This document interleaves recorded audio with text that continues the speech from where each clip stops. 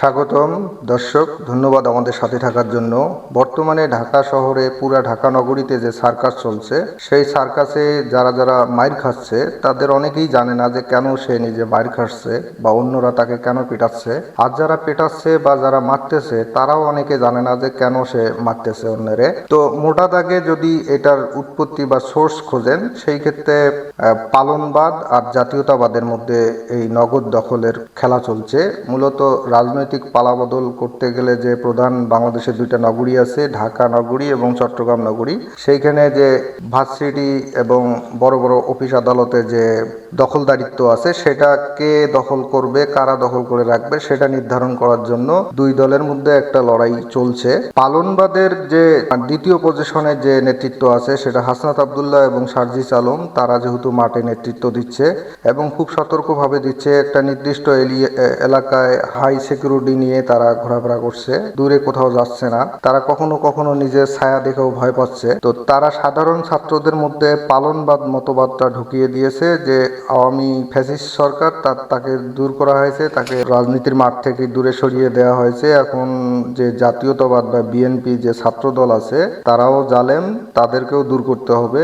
আমরা এখন পালনবাদ যদি আমরা চালু করি, সেই ক্ষেত্রে তোমাদের সহযোগিতার দরকার আছে। এই যে সাধারণ ছাত্রদের মগজ ধোলাই করে ছাত্র দলকে বিভিন্ন কলেজ থেকে দূর করার একটা পায়তারা চলছে এবং তারা নানাভাবে বিভিন্ন কৌশল অবলম্বন করছে। এই কৌশলে তারা কখনো বিজয়ী হচ্ছে, কখনো পরাজিত হচ্ছে। তো দেখি আর একটু ক্লিপটা দেখে।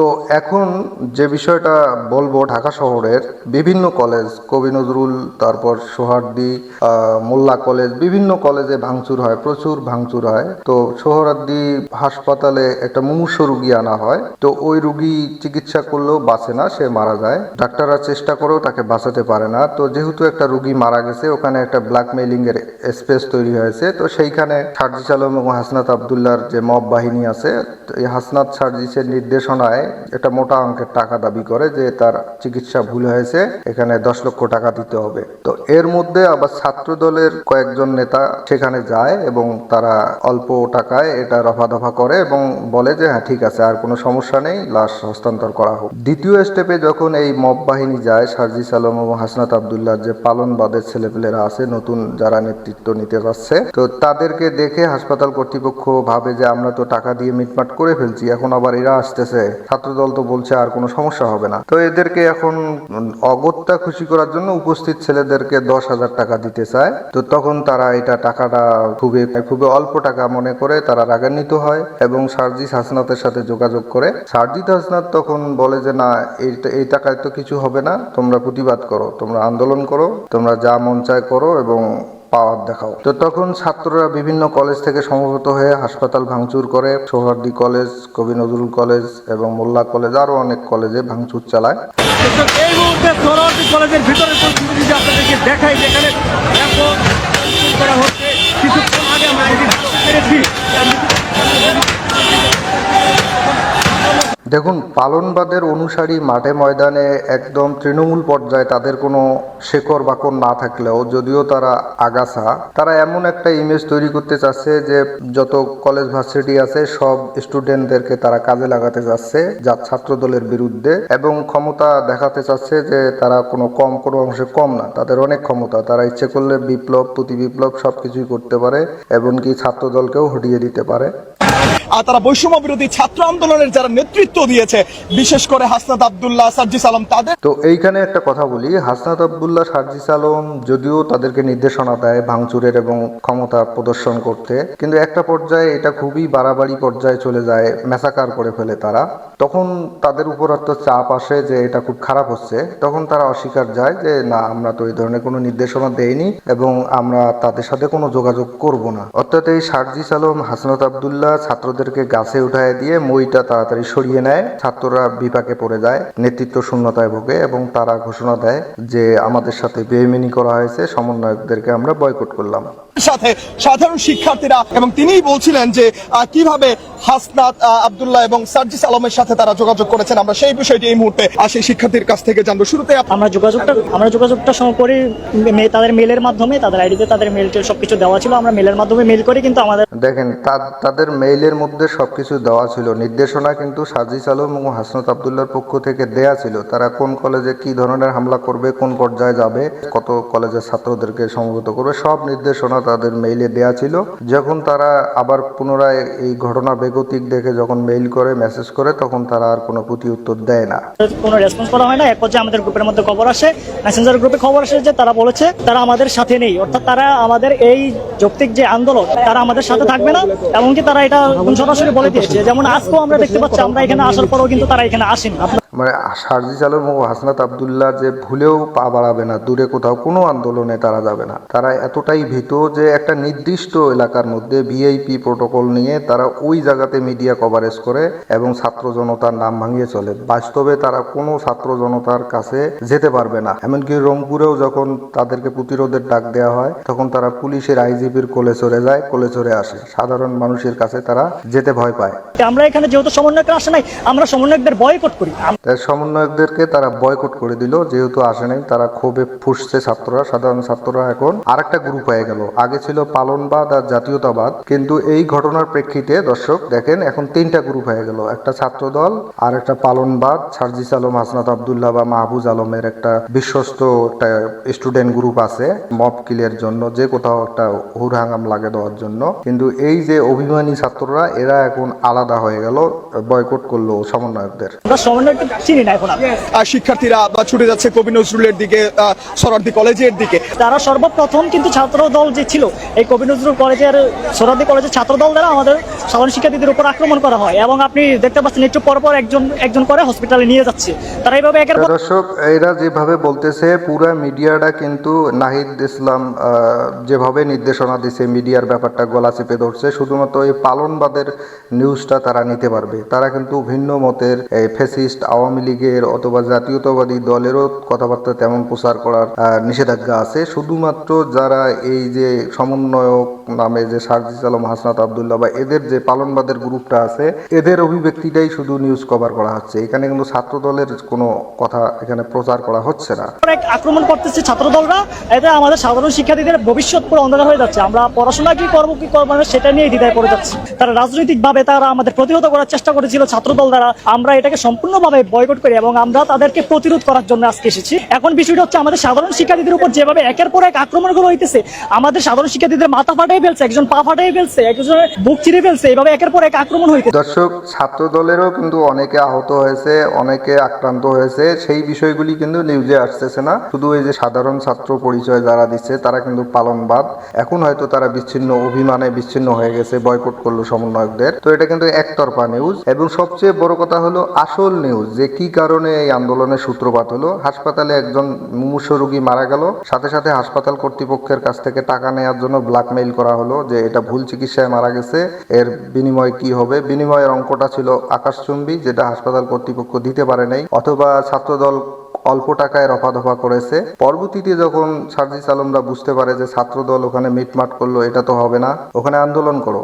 বিরোধী ছাত্র আন্দোলনের পক্ষ থেকে সাধারণ শিক্ষার্থীদের পাশে তারা দাঁড়ানোর বিষয়ে অস্বীকৃতি জানিয়েছে, সেহেতু তারা সেই সব সমন্বয়কদের তারা বয়কট করেছেন, এমনটি এখানকার সাধারণ শিক্ষার্থীরা বলছিলেন। তখন ছাত্রদল এবং কবি সোহরাওয়ার্দী ড্রেস পরিহিত পোলাপাইন আমাদের উপর চাপাটি, রান্দাও, বিভিন্ন দেশীয় অস্ত্র দিয়ে হামলা করে। তারা একটু ওইদিকে গেছিল, যাওয়ার পরে সোহরাওয়ার্দী এবং কবির পোলাপাইন তাদেরকে। দর্শক এখানে একটা কথা বলে রাখি যে ছাত্রদল এদেরকে চাপাতি দিয়ে আক্রমণ করছে, দেশীয় অস্ত্র দিয়ে আক্রমণ করছে। এরা একদম নিরস্ত্র, এরা শান্তিপূর্ণ আন্দোলন করতে আসছে। এই যে বলতেছে, এই যে ভাঙচুরগুলি, সেগুলি কিন্তু এরাই করছে। শান্তিপূর্ণভাবে গাড়ি ভাঙচুর করছে, প্রতিটা ক্লাসরুম ভেঙে চুরমার করে দিয়েছে। একে লাইট, ফ্যান যা কিছু আছে কোনো কিছু ভাঙার বাকি রাখে নেই, একদম আতঙ্ক তৈরি করছে। তারপরও দাবি করতেছে এরা শান্তিপূর্ণভাবে করতেছে। উপরন্তু আমরা জানি যে ছাত্রদল ওইসব কলেজ ভাঙচুর থেকে থেকে এদেরকে বিরত রাখার আপ্রাণ চেষ্টা করছে। যেহেতু তারা হাসপাতালে মিটমাট হয়ে গেছে, সুতরাং এর প্রেক্ষিতে কোনো ভাঙচুর হোক, দেশে কোনো গোলযোগ হোক, এটা কিন্তু ছাত্রদল অন্তত এটা চায়নি, যেটা এই যে শান্তিপূর্ণ সাধারণ ছাত্ররা যা করলো। আহত করে দিচ্ছে, মাথা দিয়ে রক্ত, যার পরিপ্রেক্ষিতে আমরা ওইদিকে যাই। যাওয়ার পরে আমাদের উপর কি করলো, পুলিশ ওদের সাইডে গেল, পুলিশ ওদের সাইডে গিয়ে আমাদের উপর ককটেল নিক্ষেপ করলো, যার পরিপ্রেক্ষিতে আমরা সবাই ওদের উপর আক্রমণ করি এবং বুঝে নিতে পোলা পাইনি। এখন এরা কি করছে সেটা আপনাদেরকে বুঝে নিতে বলতেছে। পোলাপান বুঝে নিত পোলাপান কি করতে পারে, কারণ এদের মধ্যে কিন্তু রক কাটা গ্রুপ আছে এবং কিছুদিন আগেও কিন্তু ছাত্র দলের রক এরা কাটে দিছে। তো এই জন্য এরা কি করছে সেটা শুধু বুঝে নিতে বলতেছে, যে বুঝে নিত পোলাপান কি করতে পারে। যে ভাই, কয়েকজন ভাই ডিএমআরসি যাদের এই দিক দিয়ে মাথা পুরো চাপাটির আঘাত, ওরা মৃত্যুর সাথে লড়াই করতেছে, তো ওই ভাইয়ের রক্তের দাম তো অবশ্যই দিতে হবে। আর তো দর্শক, রক্তের দাম আসলে কে কার দেবে, কারণ মর্মান্তিক আক্রান্ত হয়েছে দুই গ্রুপেই হয়েছে। এখানে কে কতটুকু আক্রান্ত হয়েছে এর সঠিক কোনো নিউজও কিন্তু হবে না। সরকার কিন্তু এগুলো গোপনে গোপনে ধামাচাপা দেওয়ার চেষ্টা করতেছে। এটা রাস্তায় গোলযোগ হচ্ছে, সাংবাদিকরা নিউজ করতেছে। হাসপাতালে যাওয়ার সাথে সাথেই ওখানে কিন্তু সাংবাদিকদের নিষেধাজ্ঞা আরো। আমি একটা কথাই করবো, এই যে আমাদের যে সমন্বয়ক ভাইয়েরা, ওনারা আমাদেরকে মানে সাহায্য করে না। যখন ওনাদের রক্ত জড়ছিল তখন কি আমরা যাই নাই? আমাদের মতো এই সাধারণ ছাত্রদের জন্য কিন্তু আজকে ওনারা সমন্বয়ক, ওনারা ডাক দিছে, আমরা গেছি, যার জন্য কিন্তু হয়েছে। আজকে আমরা যখন বিপদে পড়ে ওনাদেরকে ডাকলাম, ওনারা চায় নাই। তো ওরা ডাক দিছে মানে সার্জিস আলম হাসনাত আবদুল্লাহ কিন্তু ডাকছে যে তোমরা আসো, ওখানে আন্দোলন করো, ওখানে একজন রুগীকে ভুল চিকিৎসা দিয়ে মারা হয়েছে, তোমরা এরকম করো। তো এখন যখন সাড়া দিতে আসছে, তখন ছাত্র দলের সাথে যে সংঘর্ষ হচ্ছে, ছাত্র দল চেষ্টা করছিল যে না, এটা হাসপাতালের বিষয়, হাসপাতালেই শেষ হোক, কিন্তু এটা কলেজে অন্যান্য প্রতিষ্ঠানে ভাঙচুর এবং সাধারণ মানুষকে মারপিট করা, ওই পর্যায়ে যাওয়ার জন্য এরা উদ্গ্রীব ছিল। ছাত্র দল বাধা সৃষ্টি করছিল, এ নিয়েই কিন্তু সংঘর্ষটা হচ্ছিল। এইসব ছাত্ররা পালনবাদের ট্যাবলেট খাইছে, এরা জানে না যে কি জন্য দৌড়াচ্ছে, কাকে ধাওয়া করতেছে, এরা নিজেরাও কিছু জানে না। এবং গার্জিয়ানরাও এখন মানে এক একজন মুক্তিযোদ্ধার বাবা মা হয়েছে, এরা 24-এর যোদ্ধা। হ্যাঁ, এদের ভবিষ্যৎ উজ্জ্বল।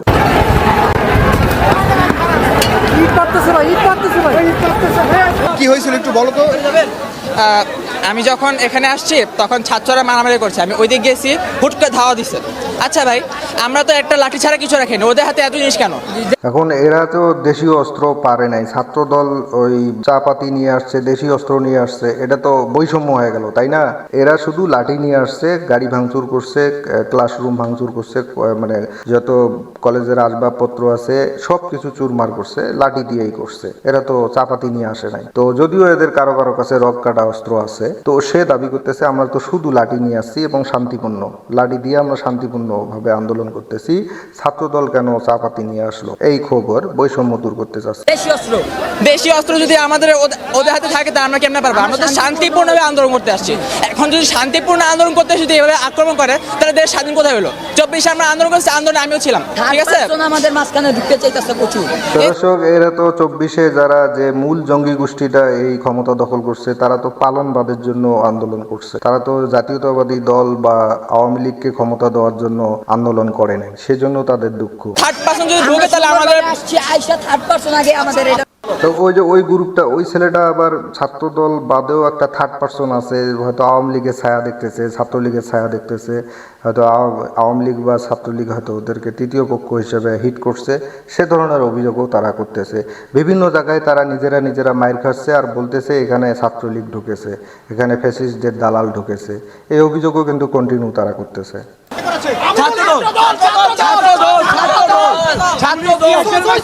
তখন শহীদ সোহরাওয়ার্দী কলেজ এবং কবি নজরুল কলেজের ছাত্র দলের যারা ছিল তারা আমাদের ছাত্রদের উপর আক্রমণ চালায়।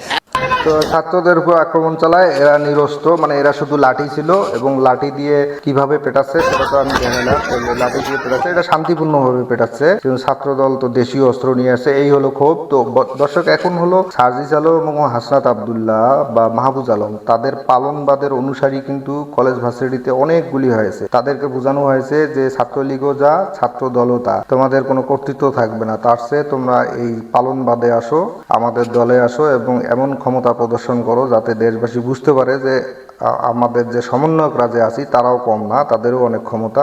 সুতরাং বিএনপি যে কিছু কিছু বিষয়ে তাদের সাথে দ্বিমত ভিন্ন মত পোষণ করে, সেই ব্যাপারে তারা এখন বিকল্প হিসেবে ক্ষমতার প্রদর্শন করতেছে। তো দেশের অবস্থা খুবই নাজেহাল। এই অবস্থায় একজন পথচারী পথে কোনোভাবেই নামতে সাহস পাচ্ছে না, রুগীরা যেতে পারতেছে না।